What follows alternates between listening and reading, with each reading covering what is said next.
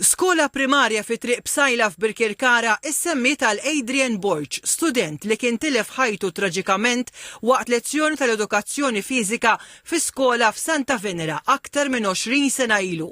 Bħalissa f'din l-iskola qed jitwettqu b'2 miljun euro f'xogħlijiet ta' titjib u modernizzar bil-għana ħari li mis-sena skolastika li jmiss tilqa' 450 student u l-edukaturi tagħhom.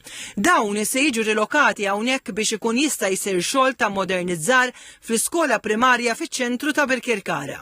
Fi żjara li xogħlijiet fl-iskola primarja Adrian Borch, il-Ministru għall-Edukazzjoni Clifton Grima qal li din hija waħda minn aktar minn 100 skola li fihom se jitwettaq b'91 miljun euro f'investiment bħala parti mill-EDU Infrastructure Program.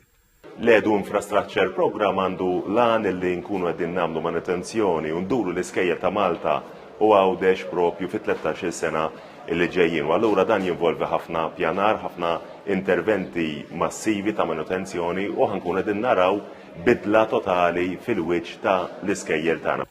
Il-proġett tal-iskola primarja Adrian Borch jaħseb biex l-iskola tkun aċċessibbli għal kulħadd fosthom bl-installazzjoni ta' lift ġdid u b'xogħol li jippromovi s-sostenibilità permezz ta' sistemi effiċjenti fl-użu tal-enerġija u materjal ambjentalment sostenibbli.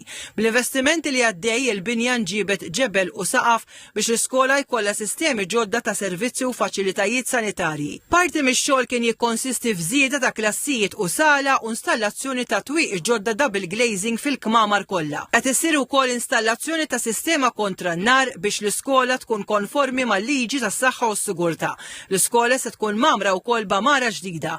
Il-Ministru Grima qal li apparti l-investiment qawwi fl-infrastruttura edukattiva, proġetti ta' din ix-xorta huma investiment dirett fl-istudenti u edukaturi. Qal li bekk wieħed qed jara skejjel b'ambjent xieraq u modern u kif tajt l-Istrateġija Nazzjonali għall-Edukazzjoni jirrispettaw u jħarsu il-benesseri tal-persuna.